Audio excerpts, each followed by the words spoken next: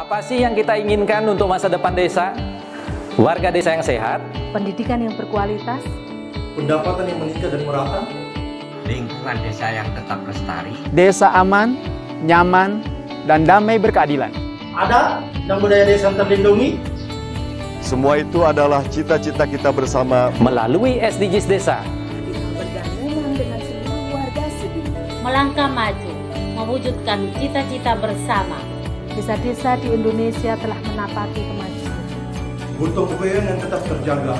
Fasilitas di desa semakin baik, pendidikan dasar mencukupi. Akan tetap kita tidak boleh lengah, sebab masih banyak tantangan yang menghadapi. pengangguran pemuda desa. Harus diatasi.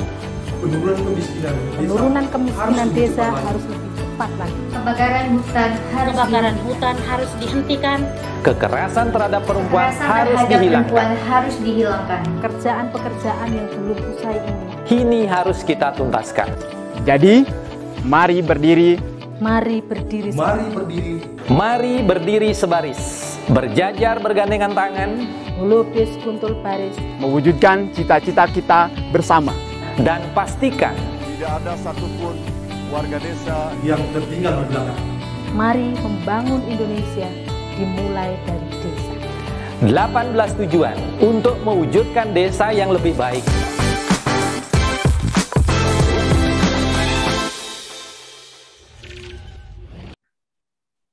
Salam bahagia kerabat desa Indonesia, salam berdiri sebaris, melukis kendal baris, salam SDGs desa.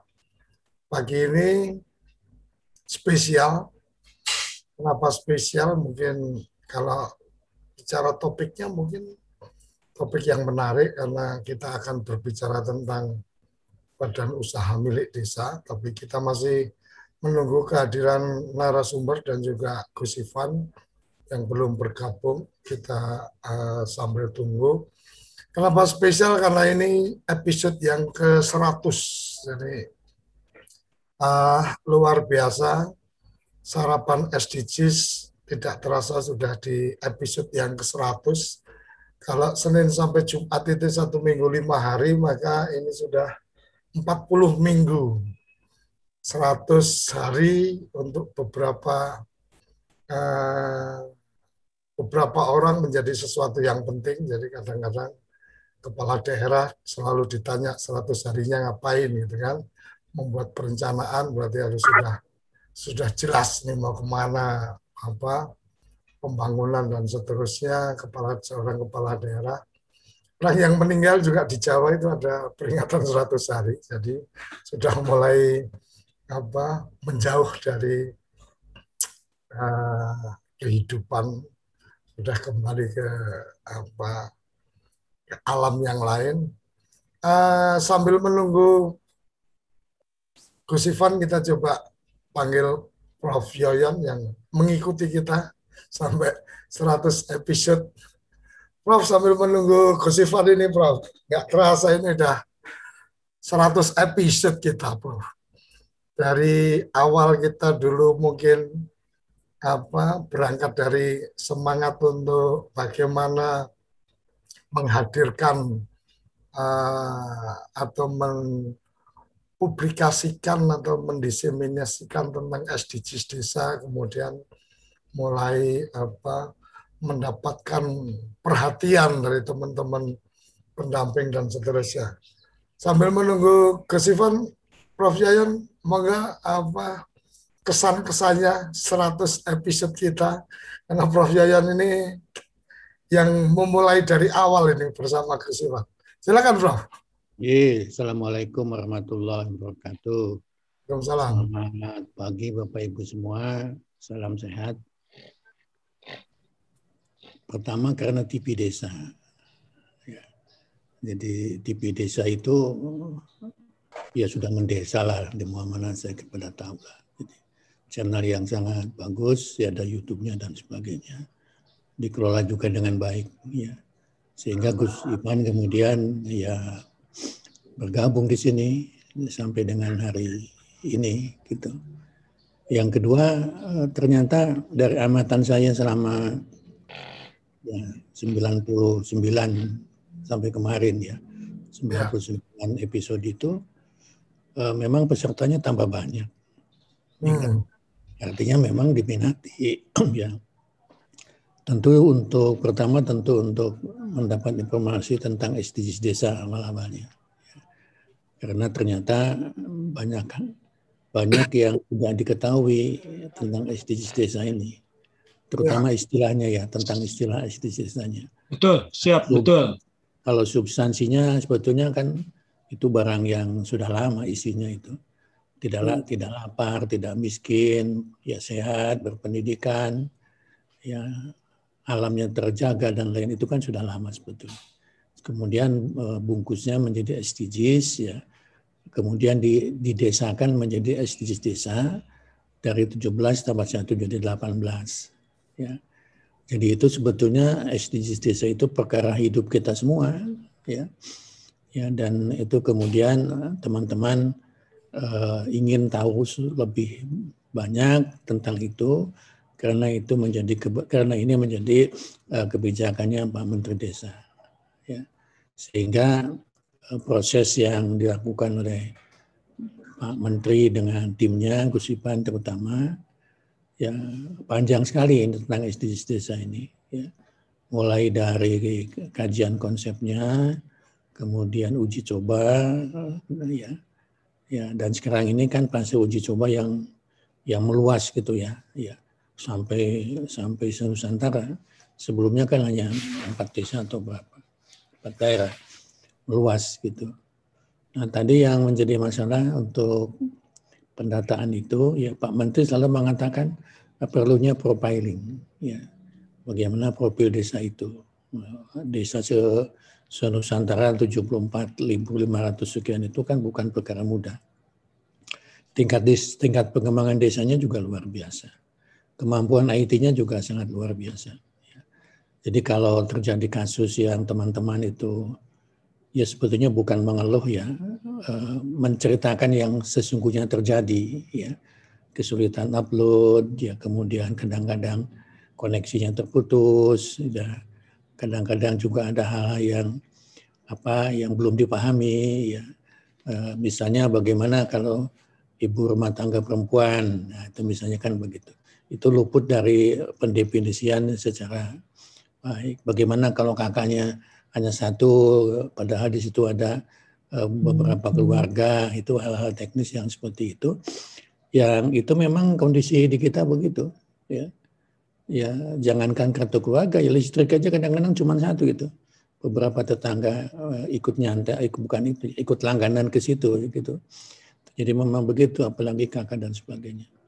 Yang saya catat sangat luar biasa itu satu,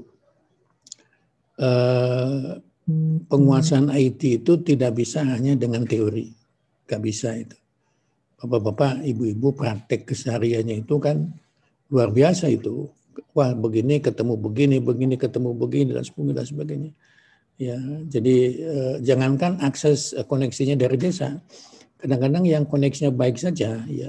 Kalau pas hari tanggal-tanggal terakhir itu antriannya luar biasa dan servernya bisa jebol itu. Ya, kalau saya melihat di kementerian lain itu, ya misalnya tanggal sekian harus masuk semuanya.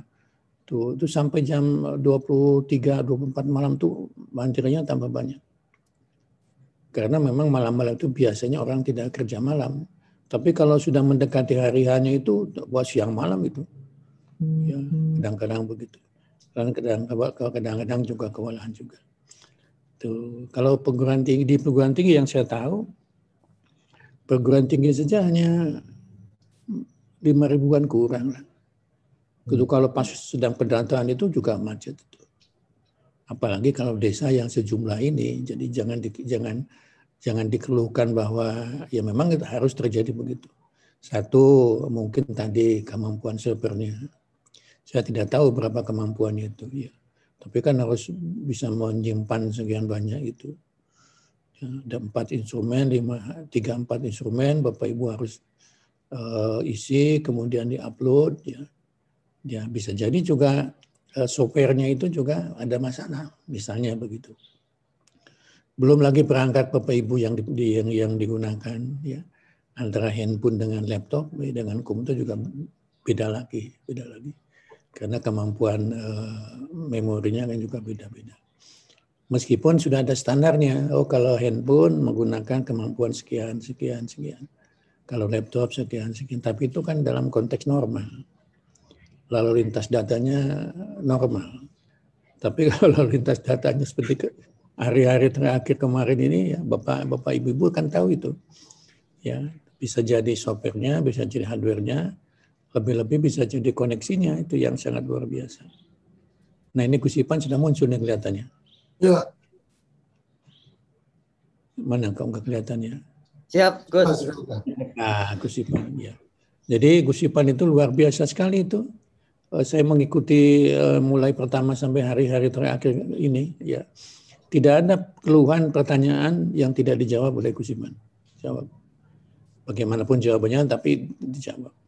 Gus Ipan, saya tadi mengatakan mungkin kemampuan servernya, mungkin kemampuan softwarenya dan sebagainya dalam kondisi lalu lintas data yang padat, penuh, antri dan sebagainya. Kira-kira begitu analoginya. Nah, Gus Ipan saya kira lebih tahu, dan ini Gus Ipan sudah muncul, ya. Jangan menyia-nyiakan kesempatan untuk berbagi ilmu dan mendapat ilmu dari orang-orang penting seperti Gus Ipan ini. Mudah sekali. Ya. Gus Koco, ini Gus Ipan sudah, saya kan cuma mengisi tadi saja gitu ya. Ini yang bertanggung jawab, yang tahu sampai ke detail-detailnya ya Gus Ipan ini. Nah, saya hanya mengucapkan terima kasih ini Gus Koco nih sudah 100 episode ya. Ya, saya cuma mengatakan 100 episode saja ya. Tidak berani mengatakan 100 episode kali berapa, saya nggak tahu lah, nggak sampai ke situ. Ya.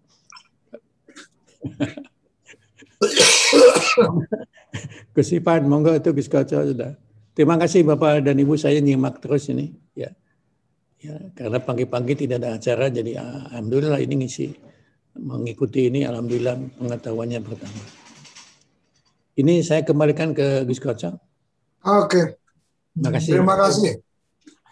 Mungkin di 100 episode ini saya perlu klarifikasi karena kemarin saya sempat mendapatkan teguran dari seorang sahabat. Itu ceritanya gimana kamu pagi-pagi dipanggil Gus dan seterusnya. Oke, saya perlu klarifikasi bahwa sebenarnya panggilan Gus ini lebih ke Gus Ivan karena ada nama Ivanovic Agusta. Jadi Agusta itu kemudian saya singkat jadi Gus, jadi ketemunya Gus Ivan. Jadi kalau Suryo Koco mestinya memang kurang pas dipanggil dengan Gus karena tidak ada nama Agusnya, tidak ada nama Bagusnya, tidak juga punya keturunan kiai. Jadi mungkin ke 101 ke sana mungkin panggil saja saya nama Mas Koco gitu. Jadi biar sesuai dengan pelanggan saya. Saya agak risih juga kemarin ditegur seorang sahabat. Gimana itu kamu pagi-pagi pakai nama Gus segala. Saya bilang, itu bercandaan yang keterusan. Oke, mungkin di episode ke-100 ini forum untuk saya klarifikasi sehingga jangan sampai nanti ada miskomunikasi atau mispersepsi. Kalau Gus Ivan layak dipanggil Gus karena ada Ivanovic Agustanya. Jadi Agusta ini kita singkat jadi Gus kan. Dan teman-teman di Paguyuban Agus juga kadang-kadang panggil Gus itu karena singkatan dari Agus kan. Oke, Gus Ivan, ini pagi ini kita akan mendiskusi tentang cara mendirikan BUMDes dan sudah bergabung juga ada Pak Mas Muhammad Najib yang mungkin nanti bisa berbagi cerita, tapi sebelumnya silakan pengantar dari Gus Ivan dulu.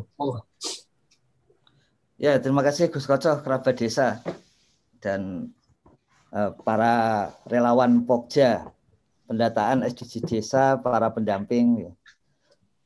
Terima kasih Gus Prof yang selalu memberikan semangat gitu. Karena memang kalau istilah teman-teman di kantor tiba-tiba jadi langsing gitu ya. Ternyata salah satu obatnya adalah mengelola aplikasi SDG Desa gitu.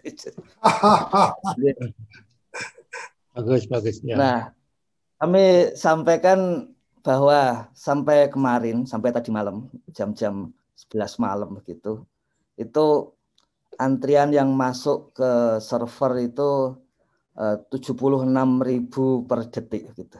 Jadi memang ada sekitar 12 ribuan yang selalu, karena 26 ribuan ya. Karena servernya sudah dibuka untuk memasukkan 50.000 input per detik gitu ya. Jadi ada 26 ribuan yang memang jadi sulit masuk gitu ya.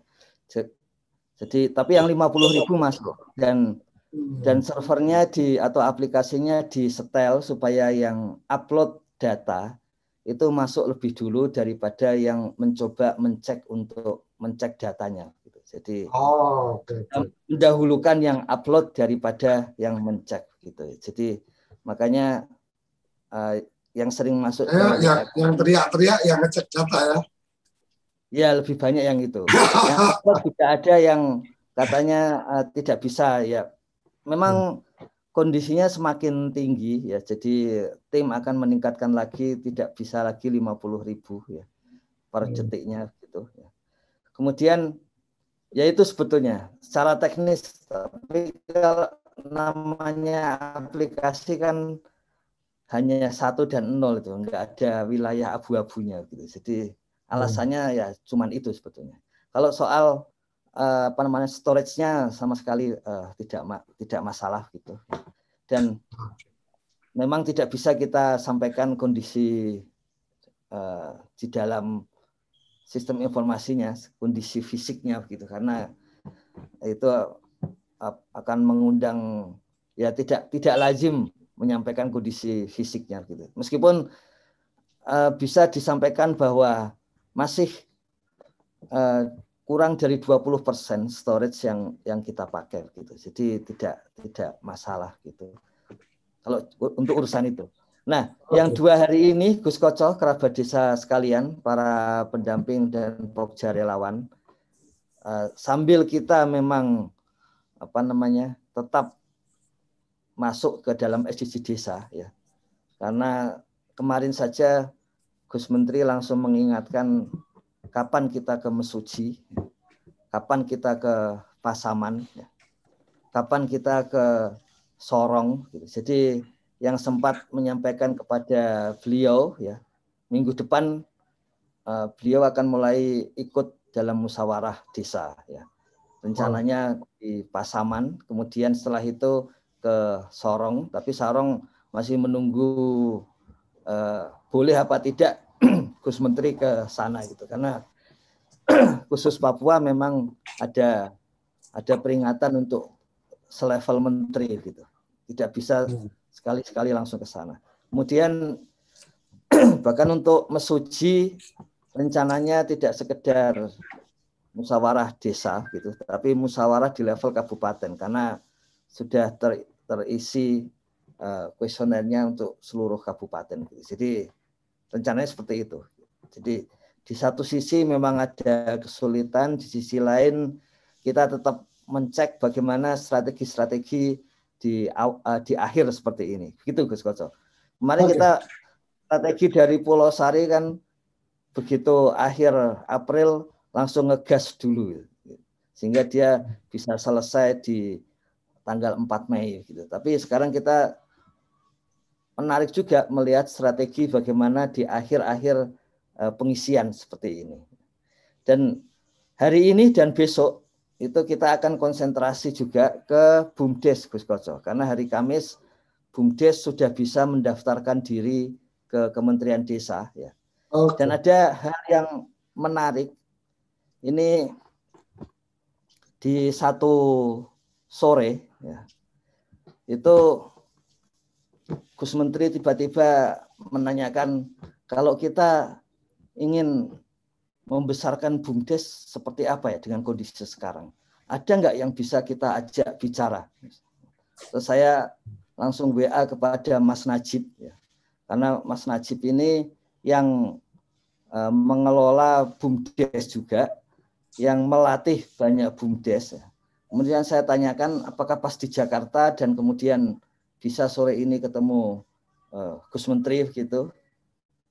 Dia bilang bisa gitu. Jadi langsung jam 5 sore itu langsung ke ruangan Gus Menteri, dan salah satu hasilnya yang sekarang kita rasakan itu adalah adanya registrasi BUMDes.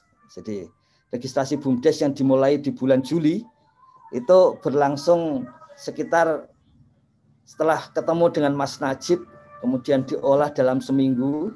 Minggu berikutnya itu kemudian dibukalah registrasi BUMDes. Sehingga dari situ kita mengetahui dengan detail apa yang terjadi pada BUMDes-BUMDes di Indonesia justru di masa pandemi COVID. Dan kemudian apa saja yang sudah dibuat oleh Mas Najib bagi kita, ya, itu antara lain adalah apa yang kemudian Gus Menteri sampaikan bahwa desa jangan cepat-cepat membentuk BUMDes, tapi harus ada persiapan. Jadi persiapan untuk membentuk BUMDes itu yang kemudian real, yang Gus Menteri menyampaikan jangan satu desa satu BUMDes, bukan begitu, tapi jangan langsung membentuk BUMDes. Persiapkan dulu, ada visibility study, ya. Dan itu sebetulnya semuanya sudah disusun oleh Mas Najib di buku yang ada di Kementerian Desa. Ya. Jadi buku-buku itu ada di playbook yang bisa diunduh langsung. Itu disusun dari pengalaman Mas Najib dan tim Kementerian Desa. Ada 3 buku. Yang pertama buku untuk kepala desa, ya, yang tadi. Kemudian yang kedua ini adalah buku yang satu pelatihan, yang satu adalah buku untuk yang melatih dan kemudian yang dilatih.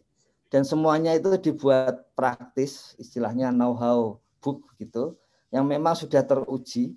Dan sebetulnya sudah ada rancangan untuk membuat inkubasi BUMDes yang bisa dijalankan oleh desa-desa yang sudah melakukan BUMDes yang bagus begitu, maupun pendamping desa yang juga sudah siap gitu. Jadi bukunya sangat praktis dan kita perlu tahu itu, ya, karena memang tadi arahan Gus Menteri nggak usah buru-buru. Kalau istilah Mas Nasrun yang rencananya besok pagi akan mengisi kita tentang tahapan untuk pendaftaran BUMDes, ya, karena Kamis sudah mulai gitu, ya.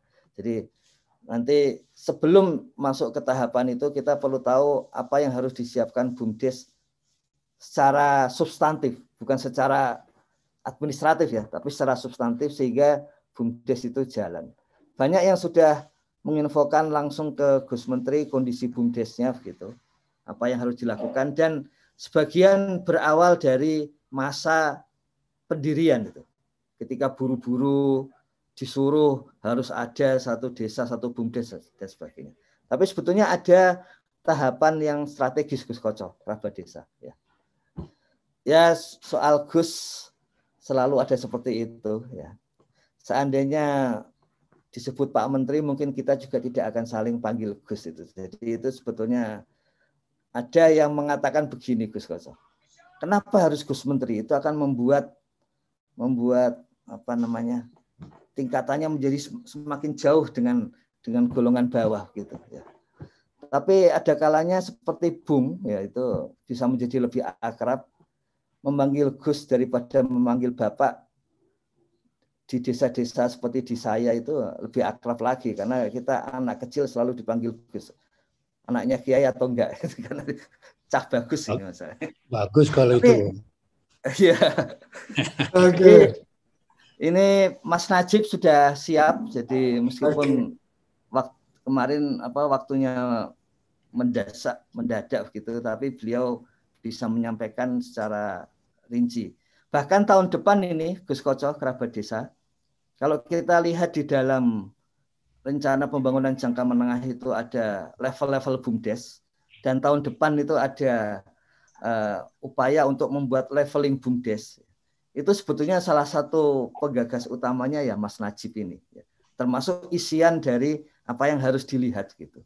Karena itu adalah basis untuk membina BUMDes seluruh Indonesia. Jadi sebetulnya kalau dulu sempat disebut akreditasi, tapi sebetulnya pemeringkatan BUMDes itu bukan untuk sok-sokan, tapi akhirnya adalah untuk mengetahui apa yang paling dibutuhkan untuk dikembangkan oleh masing-masing BUMDes. Itu ide dari Mas Najib yang kemudian akan kita gunakan mulai tahun depan, mulai bulan Februari 2022.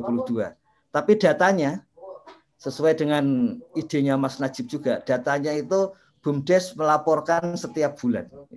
Kemudian di bulan Februari 2022, untuk pertama kalinya nanti kita akan memperoleh data bulanan BUMDes yang akan menunjukkan kesehatan BUMDes seperti apa, ya, dan kemudian apa yang harus dilakukan untuk masing-masing BUMDes. Begitu Gus Koco, kerabat desa. Ya. Terima kasih.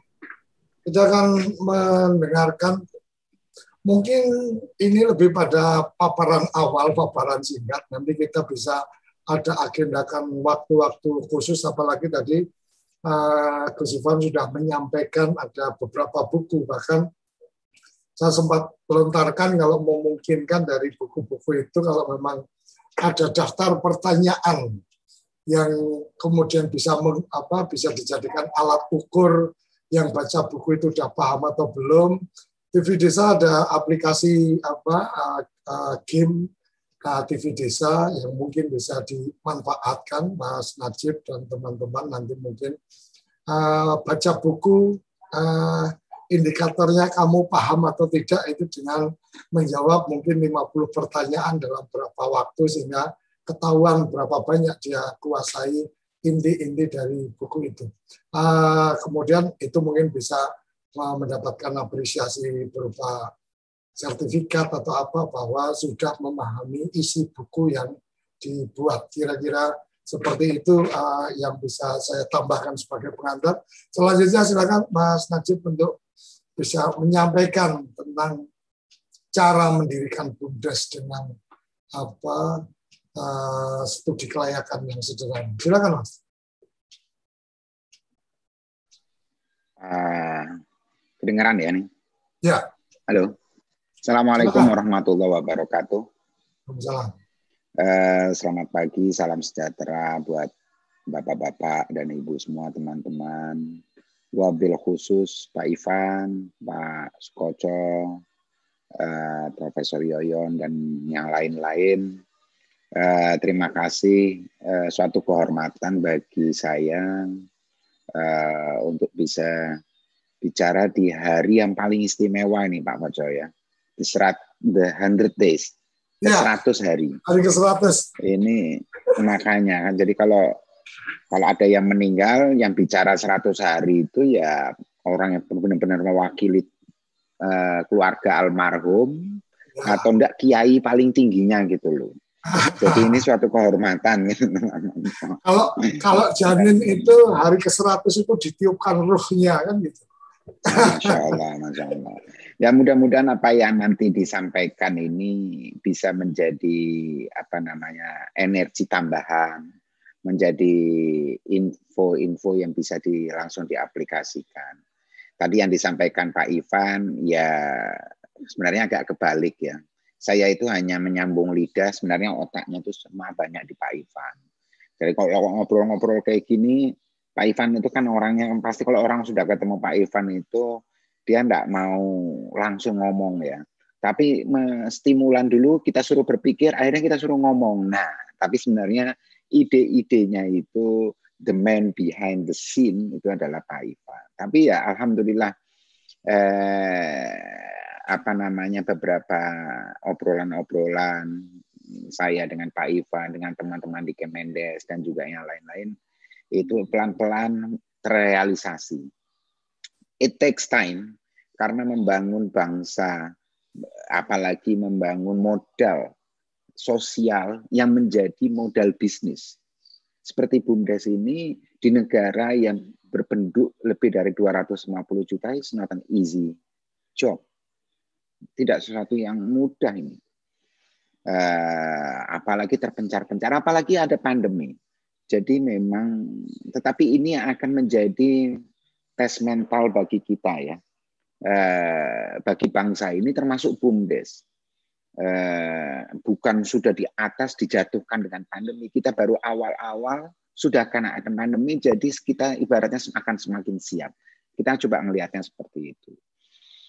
Nah, Pak Ivan kemarin menanyakan apakah saya bisa sharing mengenai pengalaman-pengalaman dari usaha desa. Usaha desa ini adalah satu perusahaan kecil yang saya kelola untuk di Jogja pusatnya, ada di usahadesa.com atau ada berdesa.com itu di medianya, untuk membantu bukan hanya BUMDes tetapi karena kita punya visi untuk menciptakan 1 juta entrepreneur di desa. Ya karena penting ya. Dari beberapa ahli, kenapa sih daya tahan ekonomi Indonesia ini kena hampir pandemi lebih dari setahun ini masih kuat? Salah satunya ya karena entrepreneurship.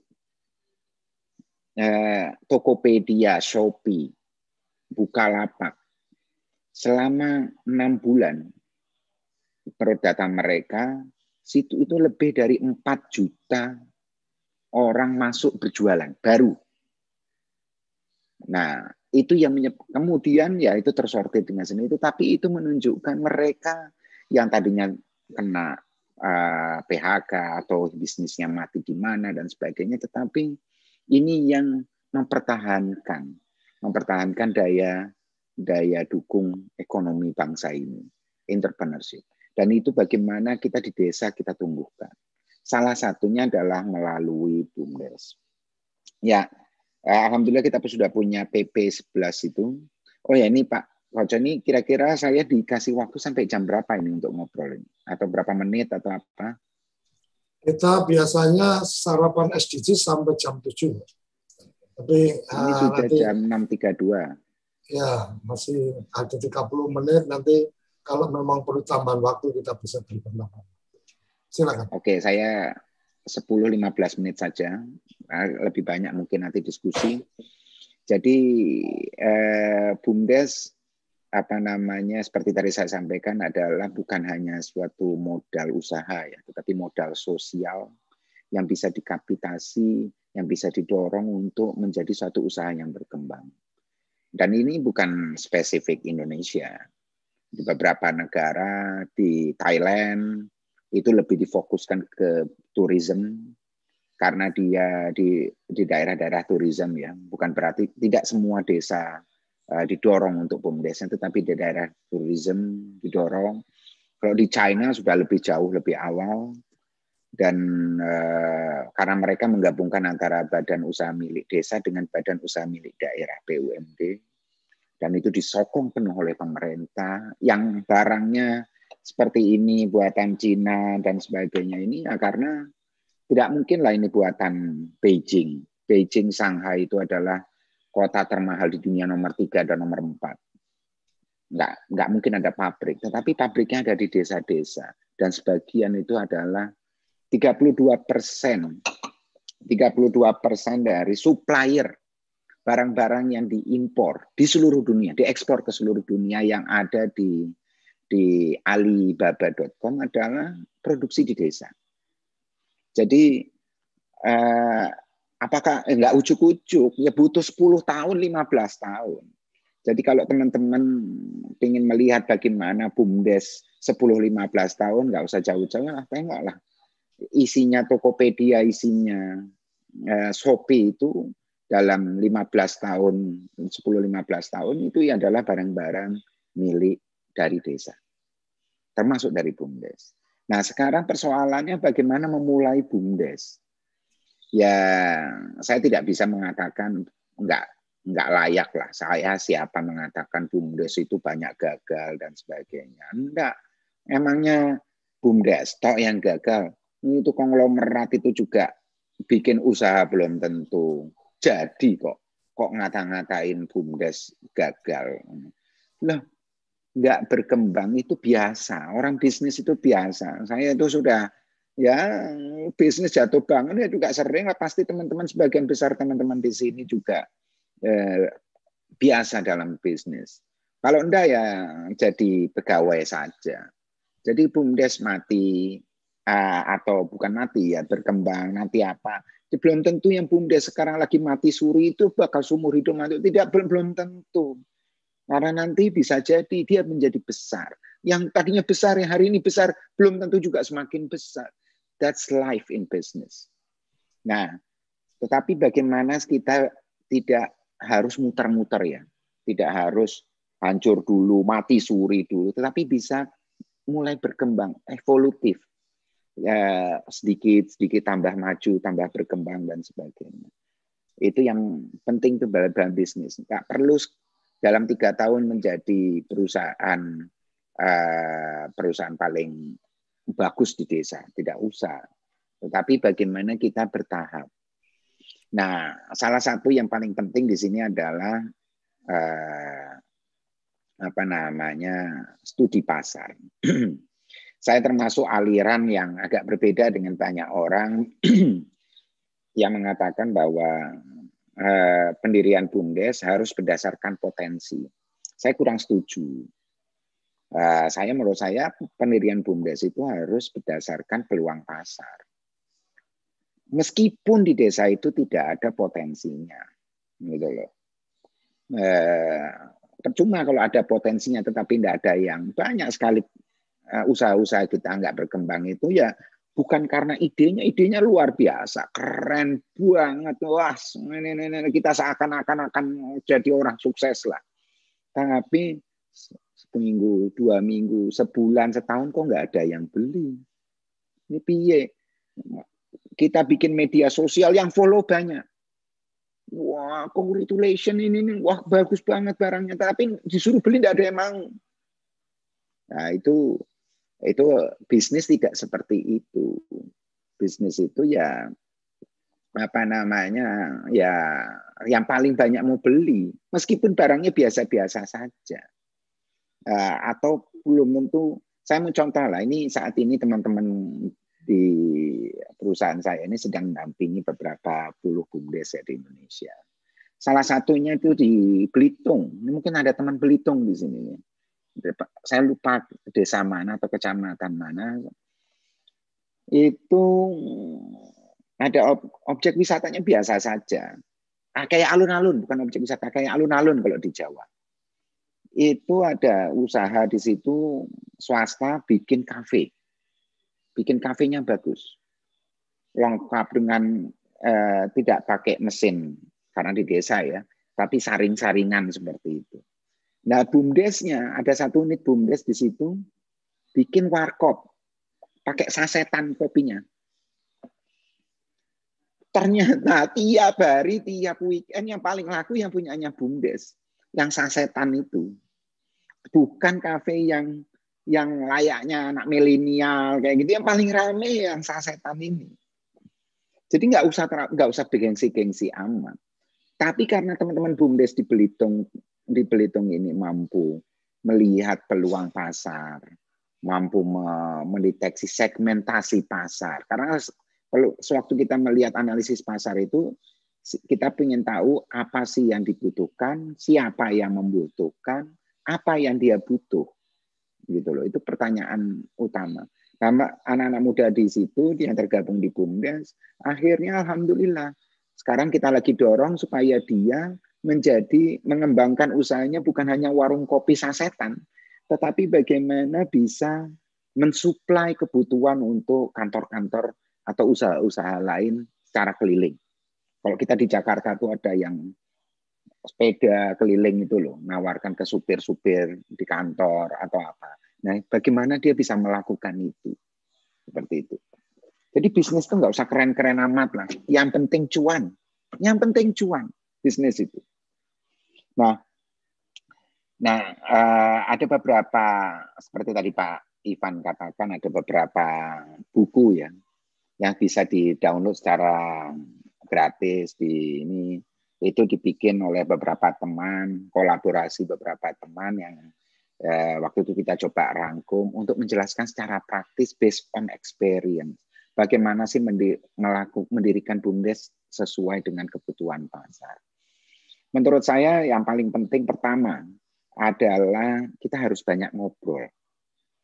Mungkin kepala desa atau siapapun ya yang ingin mendirikan BUMDes atau tokoh-tokoh masyarakat, bikinlah tim pencari fakta atau tim assessment untuk mencari apa informasi-informasi pasar yang ada di desa.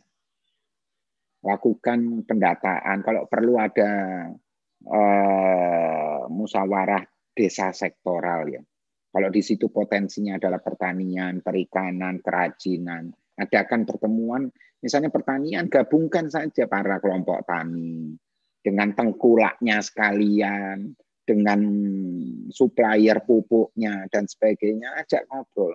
Karena yang paling penting kita harus tahu kalau dalam bisnis itu adalah masalah. Kalau nggak ada masalah, nggak usah jalanin itu bisnis.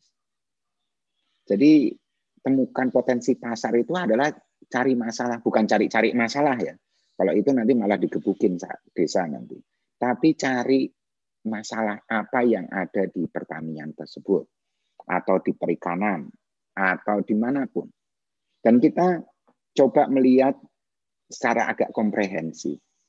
Oke, dari mulai bahan bakunya, bahkan sampai distribusinya, ada masalah tidak?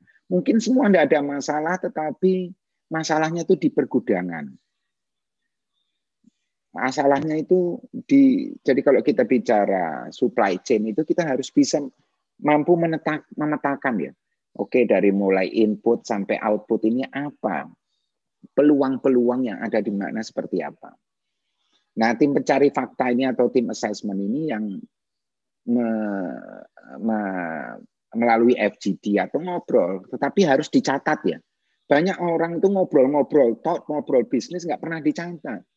Akhirnya ya wes harus dicatat. Nah, itu dikumpulkan, ketemu lagi untuk apa sih yang menjadi persoalan utama dari usaha-usaha yang ada di desa.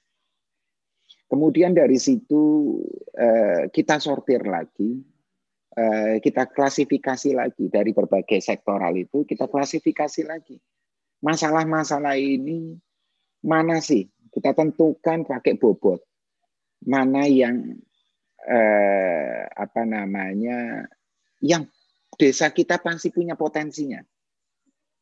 Misalnya masalah utama dari pertanian itu adalah di pupuk misalnya. Nah, desa kita punya potensi nggak untuk bisa mendatangkan pupuk, untuk bisa menjual pupuk, atau untuk menghubungkan dengan supplier pupuk dan sebagainya. Jadi baru kita bicara potensi. Potensi itu ada potensi SDM, potensi bahan baku, potensi keuangan. Nah, baru kita rumuskan itu. Nah, nanti kita bobot dari ada 5 peluang usaha berdasarkan 5 masalah misalnya. Kita klasifikasi, kita seleksi lagi 1 potensinya berdasarkan potensi.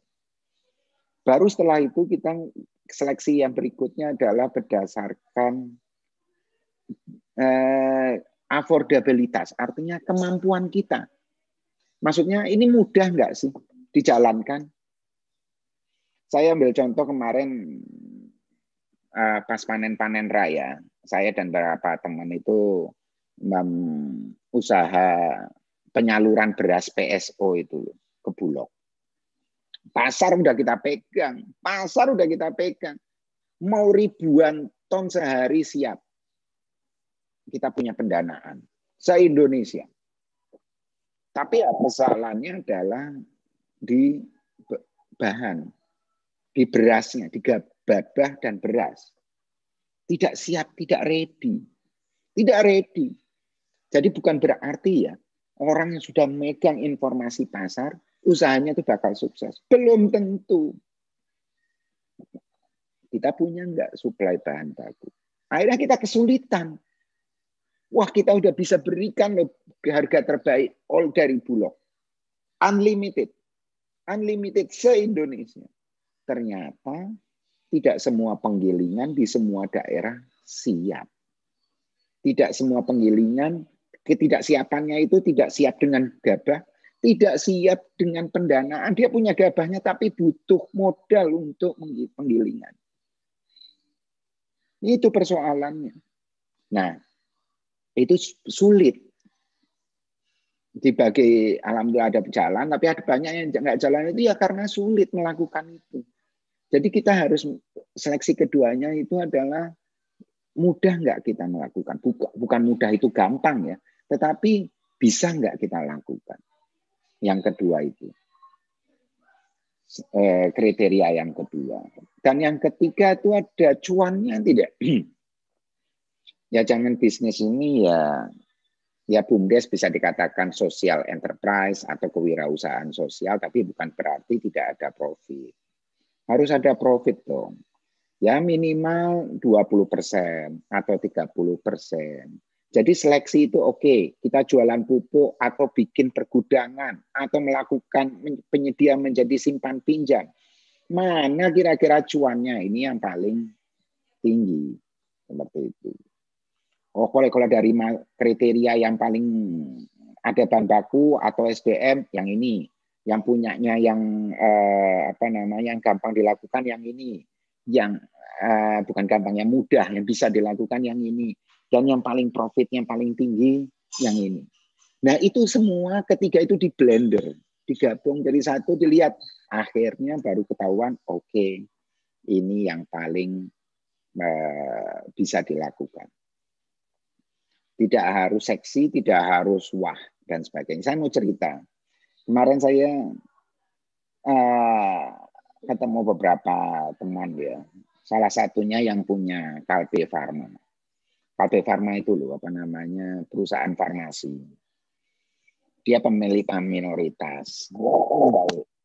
Nah dia cerita, kami ini dia bilang, karena nama Kalbe Farma itu diakui sehat ya, dalam arti ya karena dia produsen obat kok.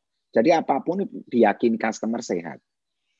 Nah kira-kira 12-13 tahun yang lalu dia melakukan studi pasar, ada kebutuhan susu formula.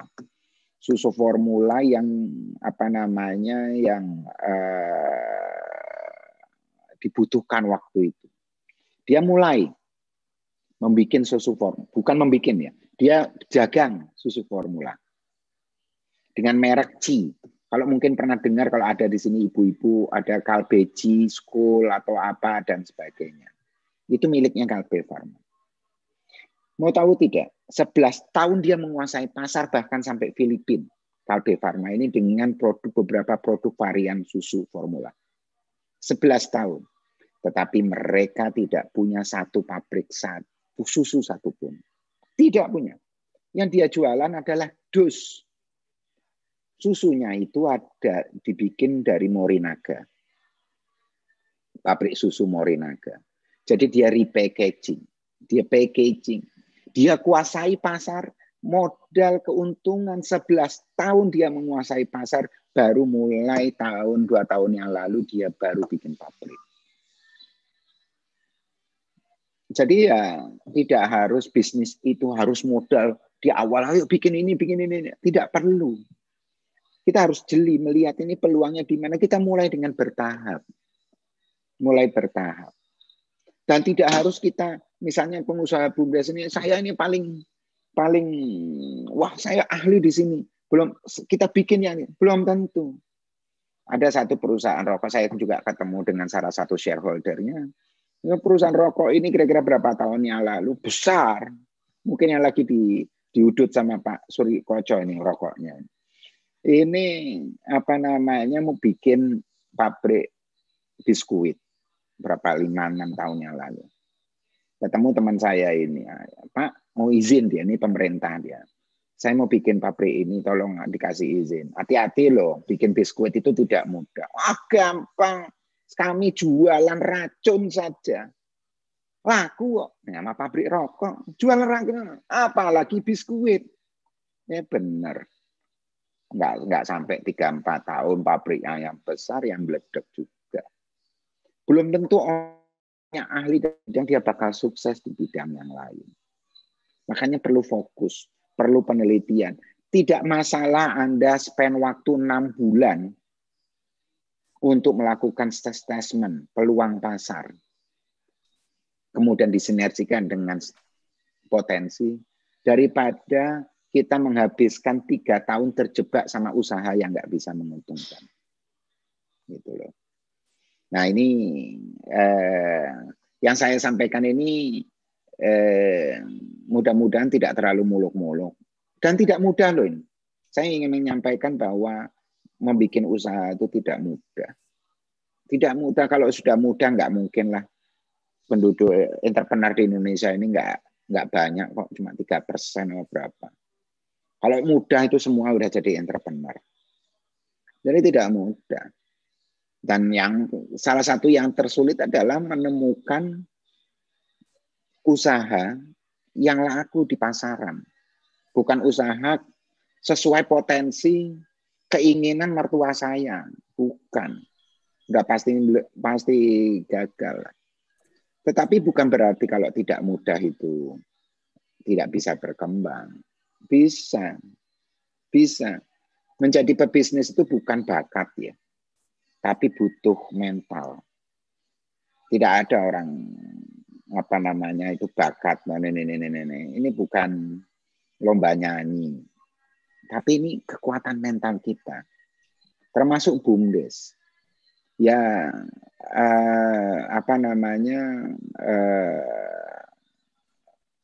sayang sekali gitu ya.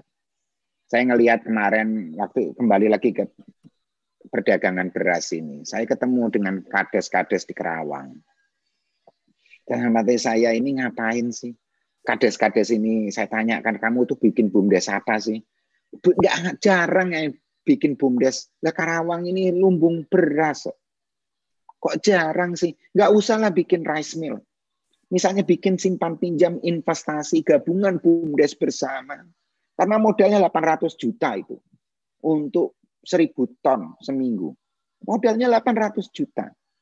Bikin BUMDes bersama, tidak harus kalau nggak bisa satu kecamatan, satu kabupaten. Support masyarakat di sana untuk investasi dari gabah menjadi beras. Nggak usah bikin penggilingan lah. Itu aja bisa margin 200-300 rupiah per kilo. Lah kita ngomong 1.000 ton per minggu, berapa? Gitu loh. Tapi kok nggak mikir. Nah itu. Jadi nggak mudah. Ini nggak mudah. Kalau mudah orang udah kaya semua. Tapi bisa dipelajari. Dan harus terus dicoba. Dan saya yakin teman-teman pendamping, teman-teman kades di sini, dan juga mungkin ada BUMDes juga di sini yang pernah punya pengalaman yang sama. Ya insya Allah lah, kita akan terus berkembang, pasti atas support dari Pak Ivan, Pak Koco, Profesor, dan sebagainya. Insya Allah ini akan bisa semakin lebih baik. Itu saja Pak. Terima kasih. Oke, terima kasih. Luar biasa itu. Ini padat berisi. Mungkin ini lebih sebagai pengantar untuk kemudian ada sesi-sesi berikutnya untuk bicara BUMDes. Dari beberapa yang tadi disampaikan Mas Najib tadi, saya mencoba membuat satu catatan bahwa bagaimana mengembangkan BUMDes itu perlu studi pasar, studi problem, studi potensi yang kita miliki, dan kemudian studi bisnisnya, artinya cuannya, untungnya ada apa enggak kan gitu. Menyelesaikan problematika, tapi kalau kemudian tidak ada untung ya buat apa juga. Tapi mungkin itu menjadi bagian dari badan layanan umum, mungkin bisa juga, karena BUMDes ini menjadi binatang yang agak unik juga setelah kemudian lahirnya PP tentang BUMDes, kira-kira seperti itu. Nah, ada ide-ide bisnis yang menarik yang tadi disampaikan Mas Najib dalam catatan saya adalah memungkinkan untuk kemudian ketika memang semua studi ini sudah dilakukan, maka bisa juga pilihannya apakah cukup BUMDes ini menjadi reseller atau distribusi dari produk-produk yang memang potensial yang ada di lingkungan atau yang dibutuhkan oleh masyarakat. Ada juga sekarang yang cukup berkembang adalah dropship itu mungkin juga perlu perlu pelajaran khusus juga tentang bagaimana menentukan mitra-mitranya. Kemudian yang menarik yang terakhir tadi adalah tentang repacking dan rebranding. Ini yang cukup menarik menurut saya, karena memang dari sisi modal mungkin nggak terlalu gede, nggak harus punya industrinya, nggak perlu harus punya pengolahannya, tetapi karena kemampuan marketing maka repacking dan rebranding ini menjadi sesuatu yang menarik. Salah satunya ketika bicara BUMDes, mungkin tambahan yang saya bisa sampaikan, kadang-kadang sentuhan emosional kedaerahan ini kan juga bisa menjadi potensi. Artinya karena produk dari kampungnya, karena produk dari daerahnya, kemudian dengan kemudahan distribusi sekarang, apalagi sudah luar biasa nih ya Mas Najib ya, gabungan antara Gojek sama Tokopedia ini menjadi sesuatu yang luar biasa, antara distribusi sama marketplace. Ini mungkin bisa juga teman-teman mencermati hal-hal yang seperti ini. Tapi yang menjadi penting bahwa BUMDes pastinya tidak boleh merugi. Jadi cuan itu menjadi penting. Tapi kalau kemudian tidak ada targetnya nggak segede yang tadi disampaikan Mas Najib 20 atau 30%, ya tetap harus ada tercover operasional cost, yaitu mungkin masuknya di badan layanan umum, mungkin seperti itu, karena BUMDes sekarang kan ada dua bagian. Tanpa terasa ini memang urusannya waktu, tapi saya berharap nanti Mas Najib dan Gus Ivan bisa kita atur waktu untuk kemudian ada serial tentang BUMDes, artinya bagian-bagian tertentu dari BUMDes bisa dibedah tiap sesinya. Karena kemarin saya sempat juga membuat satu catatan, Prof. Yoyo juga sempat membuat satu catatan bagaimana mungkin ada bagian-bagian penting yang perlu dibedah di tiap sesi dari sarapan SDGs serial BUMDes umpamanya. Serial BUMDes mungkin kita bisa 10 episode atau berapa episode, tetapi tiap episodenya memang secara spesifik mempelajari trik dan cara-cara untuk bagian-bagian tertentu dari bisnis maupun layanan umum. Saya mohon maaf ini saya akan tanya ke Gus Ivan dulu, karena ini sebenarnya acaranya Gus Ivan. Ini sudah hampir di penghujung, pukul 7. Apakah kemudian akan ada tambahan waktu, atau kemudian kita atur waktu untuk kemudian kita bicara bagian-bagian dari BUMDes dengan berapa serialnya. Silakan Gus, setelah itu nanti kita ke Prof. Yoyon kalau memang harus diakhiri sampai di sini. Silakan Gus. Terima kasih Gus Koco, kerabat desa. Mas Najib, terima kasih. Selalu ada pemikiran baru dari pengalaman Mas Najib. Sepenuhnya tergantung Mas Najib ini Gus Koco. Ya. Tapi kalaupun kan beliau sangat sibuk gitu. Kalaupun enggak, nanti kita lain waktu ketemu lagi dengan Mas Najib. Ya. Terutama sebetulnya karena sangat sesuai dengan yang diharapkan di regulasi BUMDes saat ini, bahwa peluangnya sudah dibuka sangat lebar. Ya. Tetapi kemudian yang menjadi persoalan berikutnya adalah bagaimana supaya BUMDes bisa mengambil berbagai peluang tersebut. Gitu Gus Koco. Dan kami melihat salah satu yang memang sudah berhasil membuktikan BUMDes ini bisa berjalan begitu, itu Mas Najib gitu. Jadi di samping buku-buku beliau itu yang sudah diringkaskan begitu, pasti masih banyak trik-trik yang perlu kita ketahui begitu Gus Koco. Kalau menurut saya sih kalau nggak bisa hari ini nggak apa-apa, nanti lain waktu kita kembali lagi gitu. Oke, terima kasih. Jadi kebetulan kemarin saya juga mendapat kontak dari salah satu teman, betul. Dia punya memberikan kesempatan untuk TV Desa support konten di satelit mereka, siaran satelit mereka, jadi supaya kita bisa frame time-nya sesuai. Mungkin saya sudah sampaikan salah satu program unggulan TV Desa adalah Sarapan SDGs, jadi durasinya 60 menit, jadi mungkin mohon maaf nih Mas Najib, yang jelas inspirasinya luar biasa. Hari ini teman-teman pasti akan mendapatkan sudah mendapatkan pencerahan luar biasa tentang bagaimana mengembangkan BUMDes. Kita coba atur waktu lagi untuk Mas Najib bisa memberikan bagian per bagian dari bagaimana mengembangkan BUMDes. Silakan Prof. Yayan, closing statement. Ya, matur nuwun. Salam kenal Pak Najib. Salam kenal Prof. Bapak tinggal di Jogja ya? Iya Pak. Ya Jogja Jakarta lah bolak-balik. Ya betul. Nama Muhammad Najib itu kalau di Jogja itu tidak asing lagi itu. Sebagai pelaku bisnis yang reputasinya luar biasa. Ya, saya sering mengenal nama beliau itu. Ya. Alhamdulillah pagi ini saya ketemu ya.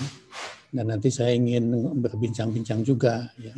Saya punya 2 BUMDesma yang sudah hampir setahun ini dibangun lah dalam tanda petik ya. Memang tidak mudah itu tertatih-tatih ya.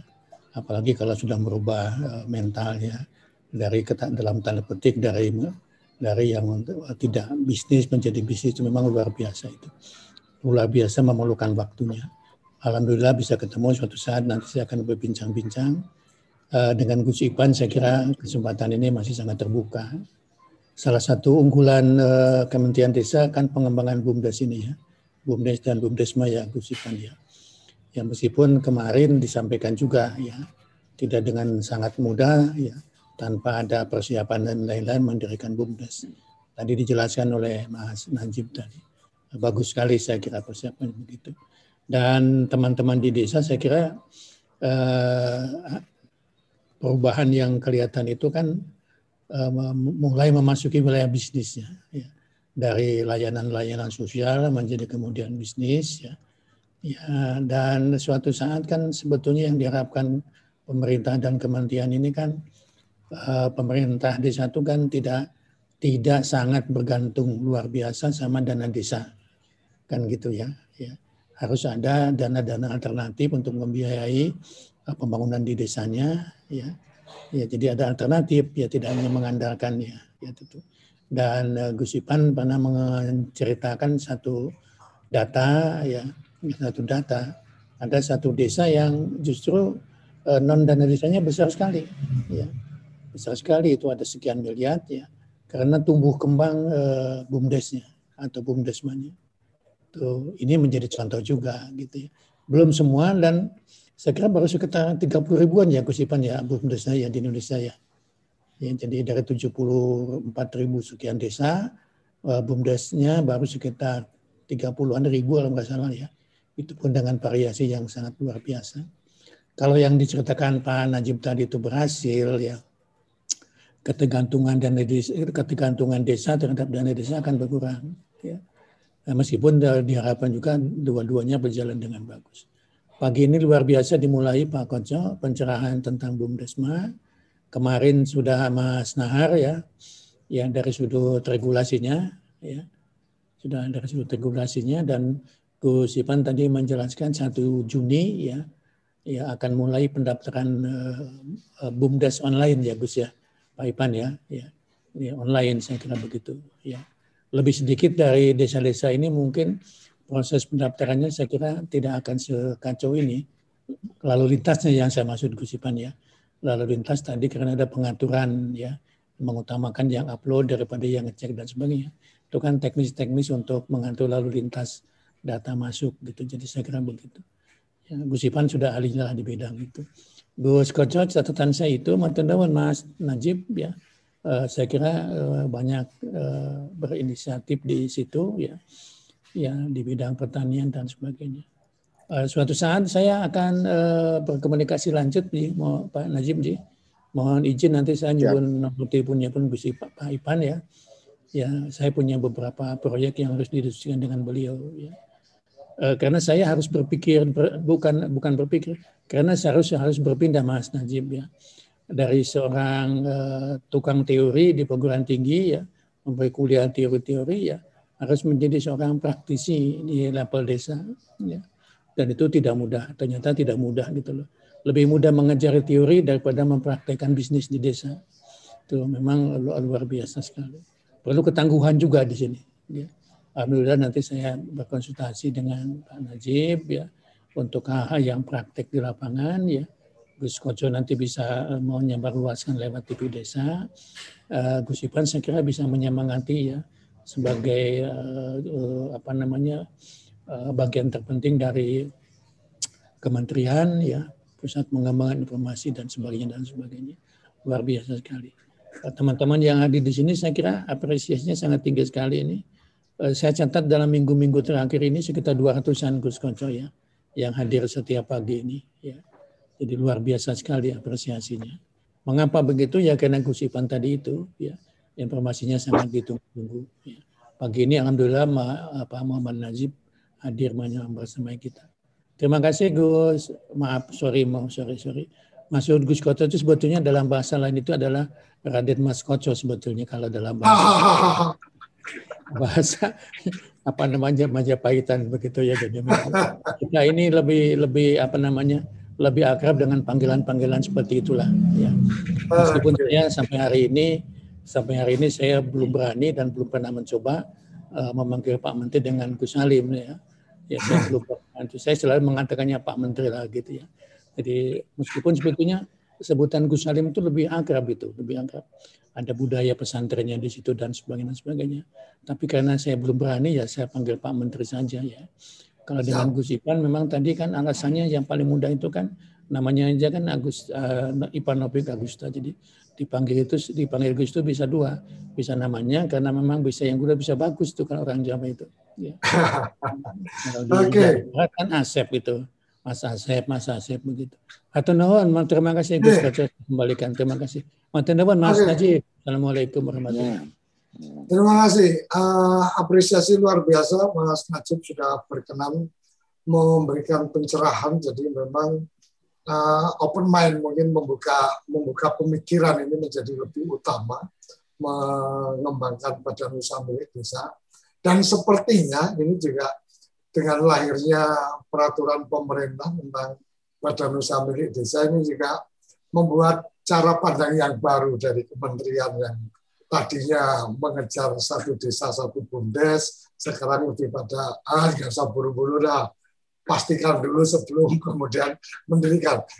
Kerabat desa yang mengikuti acara ini, pendamping desa, seperti yang tadi disampaikan Gus Ivan, besok kita ada topik lagi tentang bumdes dan lebih spesifik lagi adalah tentang bagaimana registrasi bumdes yang harus tahapan prosesnya. Jadi jangan sampai terlewatkan esok hari.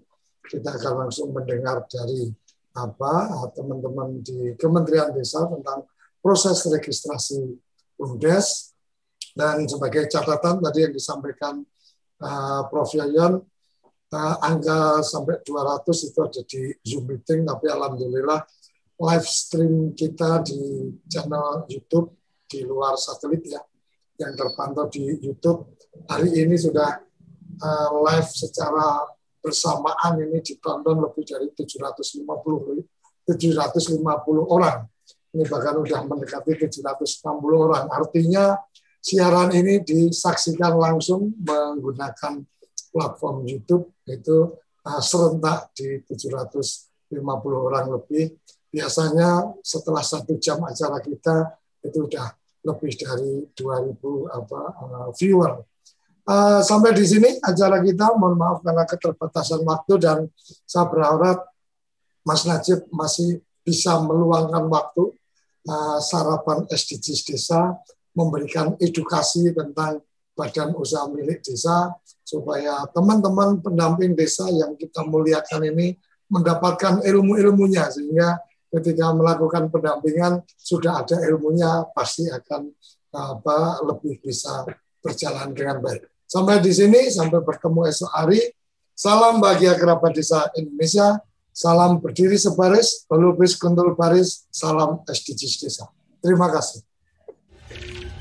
Apa sih yang kita inginkan untuk masa depan desa?